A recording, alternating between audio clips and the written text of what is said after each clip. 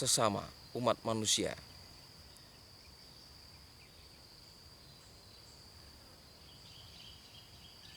Nah, di sini tuliskan tentang persamaan kaum muslimin pada zaman dulu, bukan saja semua menganggap diri mereka sama, tetapi mereka menganggap semua merupakan satu kesatuan di antara orang-orang muslimin. Tidak ada sesuatu perbedaan yang manapun juga macamnya.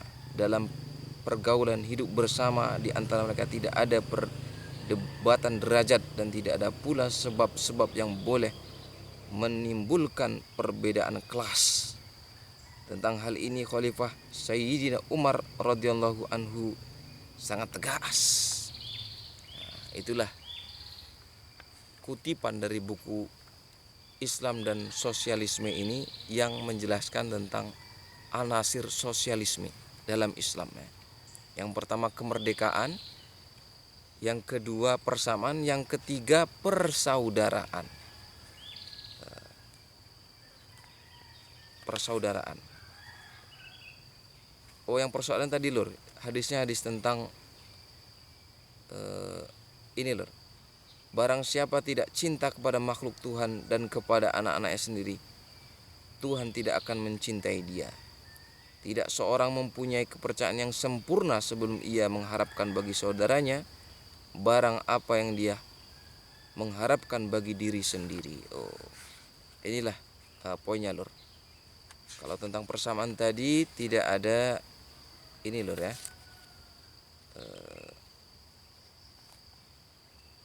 Ayat Al-Quran, tetapi ada hadis seperti ini bunyinya. Segala orang Islam adalah sebagai satu orang. Apabila seorang merasa sakit di kepalanya, seluruh badannya merasa sakit juga. Dan kalau matanya sakit, segenap badannya merasa sakit juga. Nah, itu argumentasi tentang persamaan. Kalau tentang persaudaraan lor, yang poin ketiga ini ayat yang diterjemahkan tadi tentang peganglah tali Tuhan. Wa'tasimu bihablillahi jami'an wala tafarraqu. Itulah ayat yang dijadikan dalil oleh Haji Umar Said Cokro Aminoto. Kemudian sabda Nabi ya, orang-orang Islam adalah saudara di dalam agama dan tidak boleh tindas menindas satu sama lain. Reb 3 poin ini lur, inilah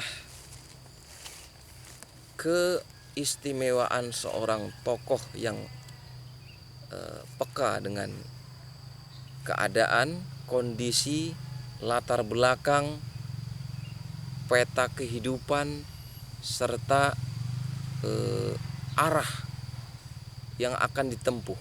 5 poin ini dimiliki oleh seorang Haji Umar Said Cokro Aminoto.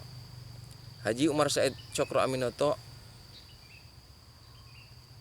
menyetuskan sebuah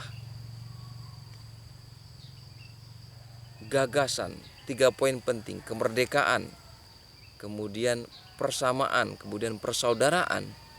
3 poin ini semata-mata untuk memetik api perjuangan yang seharusnya menyala di hati para pejuang, rakyat, dan orang-orang yang dijajah yang tinggal di bumi Nusantara ini.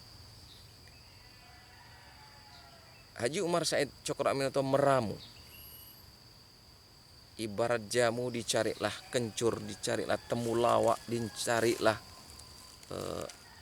mungkin kapulaga, jahe, gula merah, diracik dijadikan jamu, sehingga rakyatnya diberikan jamu itu, badannya sehat, pikirannya sehat, timbul api perjuangan, sehingga rakyatnya terbebas daripada belenggu penjajahan Hindia Belanda. Nah, itulah arah daripada tujuannya. Nah, untuk saat ini sosialisme anasir 3 tadi,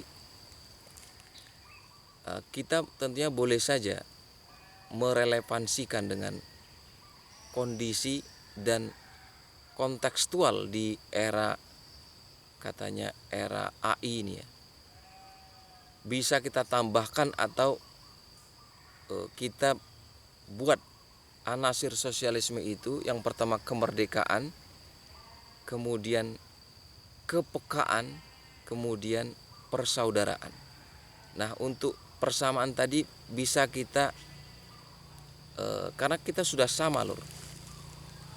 Amete ngomong kita sudah sepakat, baik Sumatera, Jawa, Sulawesi, Kalimantan, Papua, dan pulau-pulau kecil lainnya sepakat dengan Negara Kesatuan Republik Indonesia. Selesai. Nah, yang belum selesai adalah kepekaan. Nah, di sini kita bisa tambahkan, bukan untuk mengcancel persamaan yang dicetuskan oleh Haji Umar Said Cokro Aminoto, tapi menambahkan jika dalam tauhid yang digagas oleh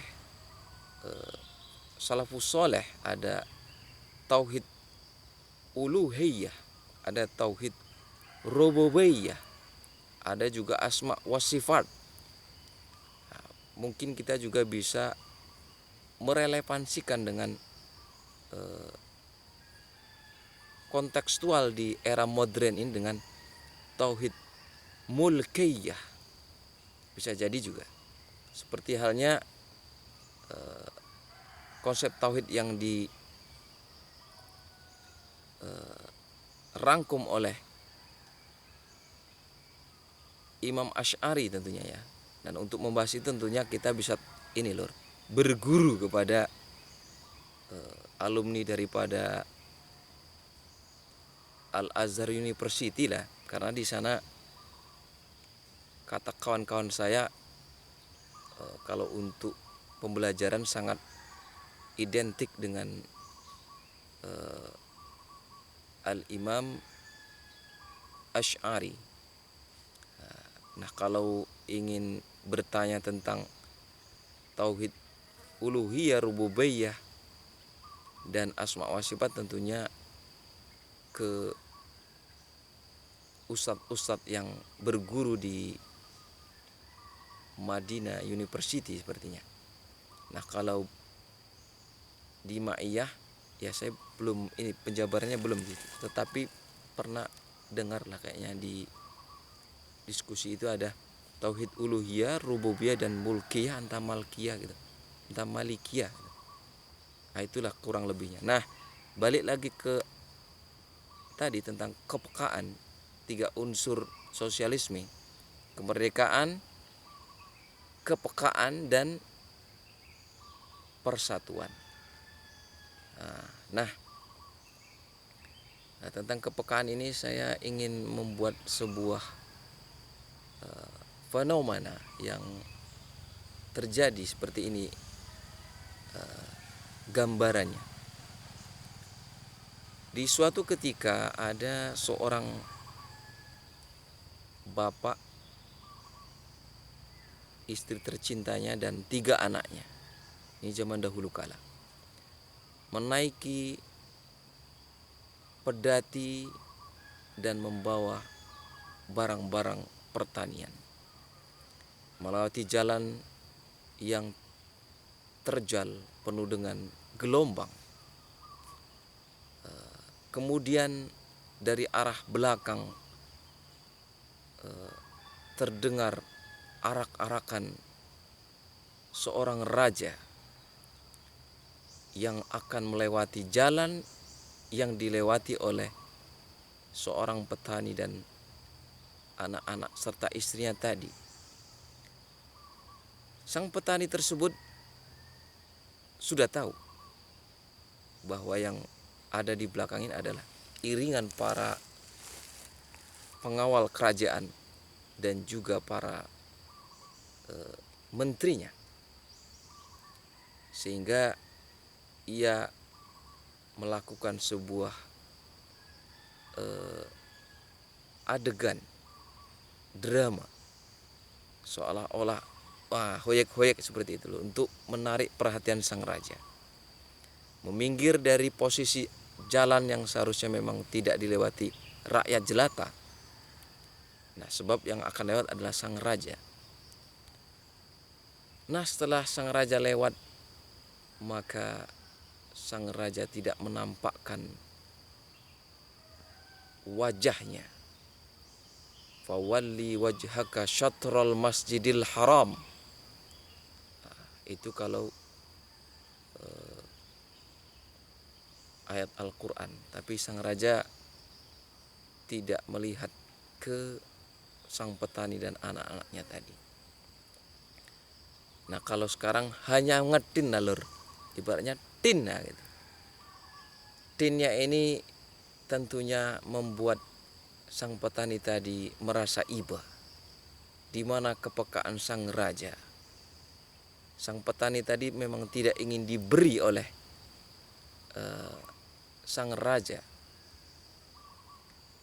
tetapi raja yang sudah tua itu mengapa tidak memiliki kepekaan untuk bertemu dengan cucunya?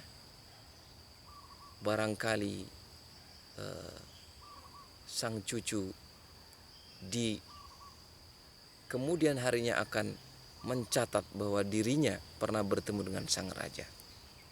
Nah, kalau sang petani tentunya sudah sering bertemu dengan sang raja.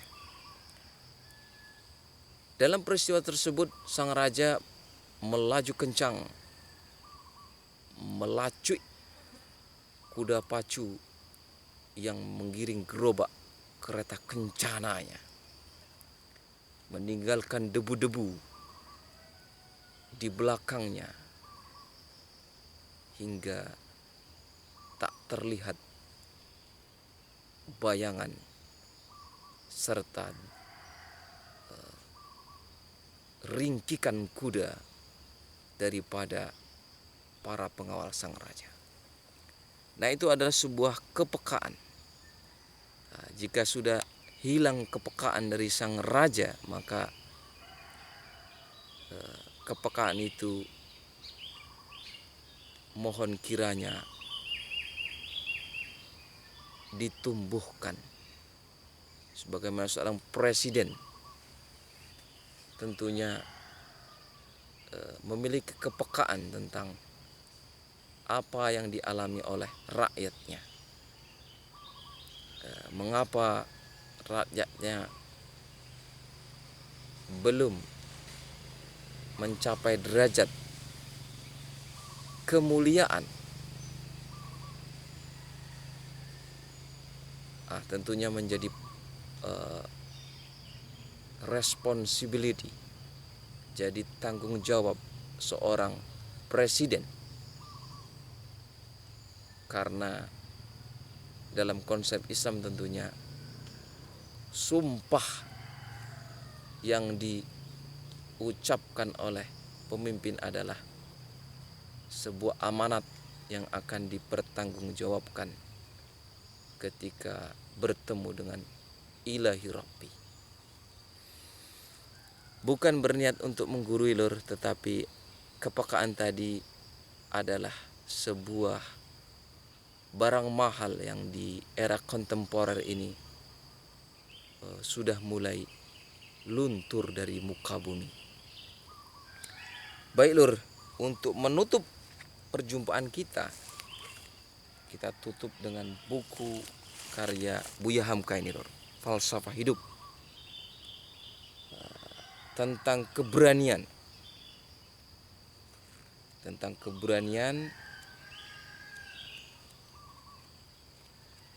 Yang ditulis oleh Buya Hamka. Demikian pembahasannya lur. Kita buka dulu lur ya.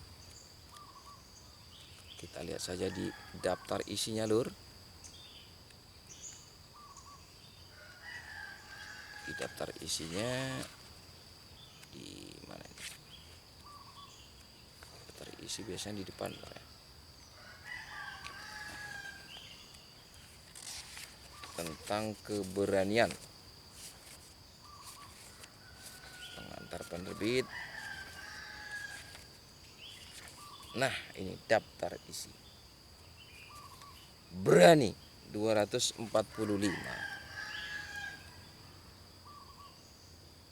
Nah, di sini Buya Hamka menulis tentang perjuangan para pejuang di era Buya Hamka hidup. Perlu kita ketahui Buya Hamka adalah seorang tokoh yang hidup di masa penjajahan, sehingga Buya Hamka merasakan pahit getir serta penderitaan rakyat ketika itu. Dalam tulisannya kita merasakan bagaimana penderitaan bangsa Indonesia ketika itu. Di sini ditulis bahwa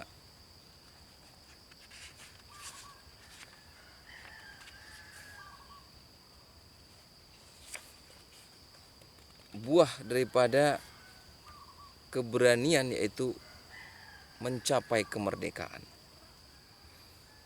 Di sini ditulis seperti ini. Orang boleh mencatat bagaimana Raja Bali menyuruh seluruh keluarganya membunuh diri dan menyerahkan emas, perak, dan intan berliannya di hadapan musuh yang kejam itu. Tetapi musuh itu tentunya tak dapat menguasai diri raja dan keluarganya. Jadi di sini tulis ada seorang raja dan keluarganya yang melakukan bunuh diri dengan cara membakar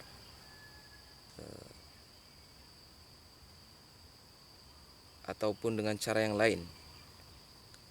Seperti di India ada peristiwa pembakaran diri untuk menjaga harga diri marwah seorang wanita hingga tidak dilecehkan oleh penjajah.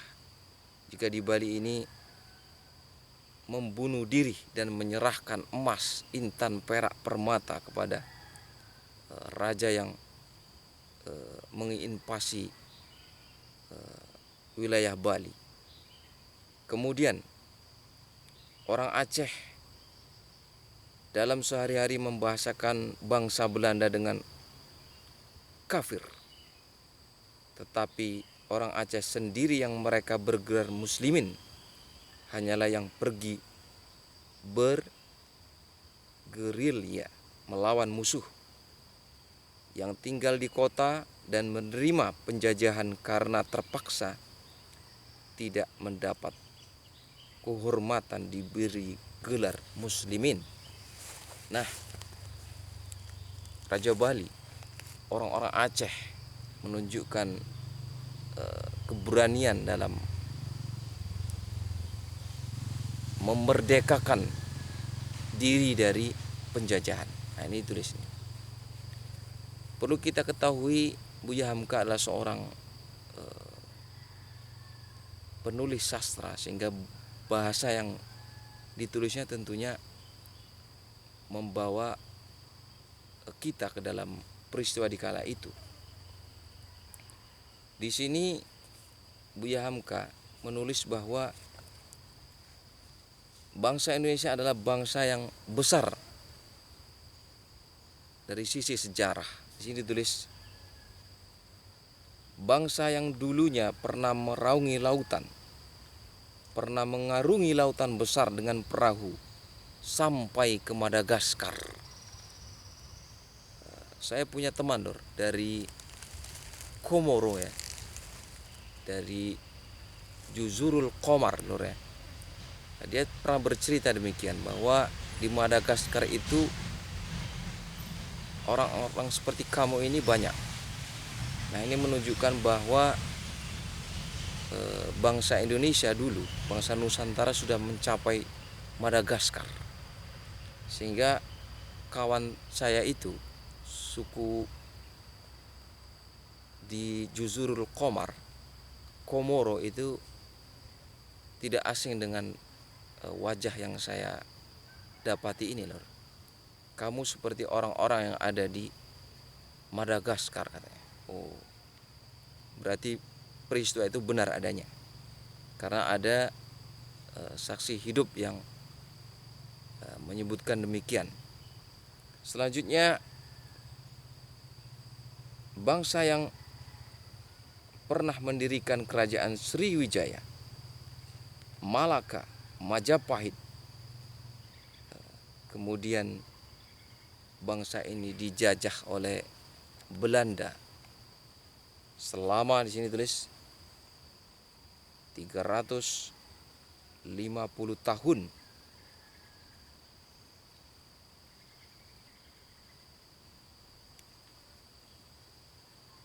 Kita dijajah oleh Belanda, dan ini untuk berita terbaru ingin diperbaharui oleh Menteri Pendidikan dan Kebudayaan.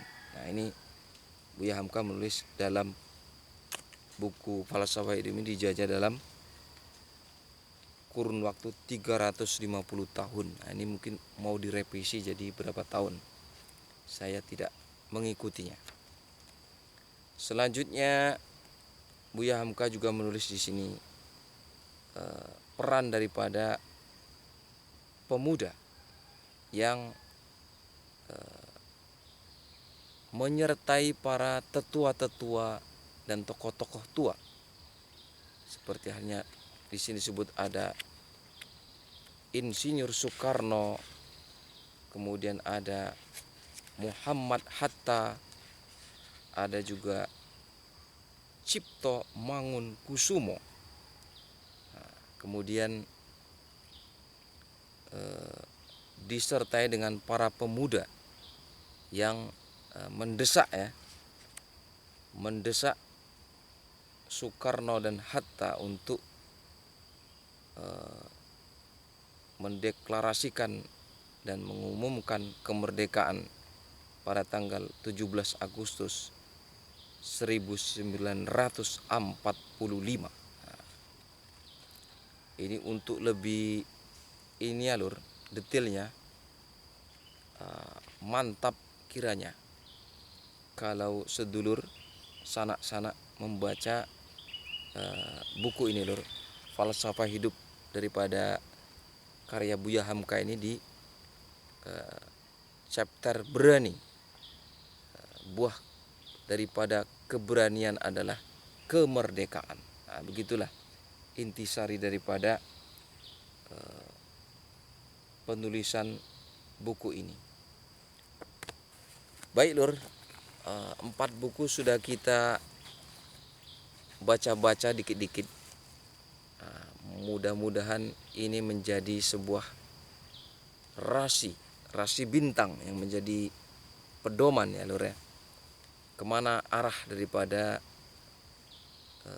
bangsa Indonesia yang besar ini setelah merdeka. Mudah-mudahan dengan mengkolaborasikan antara 4 buku tersebut,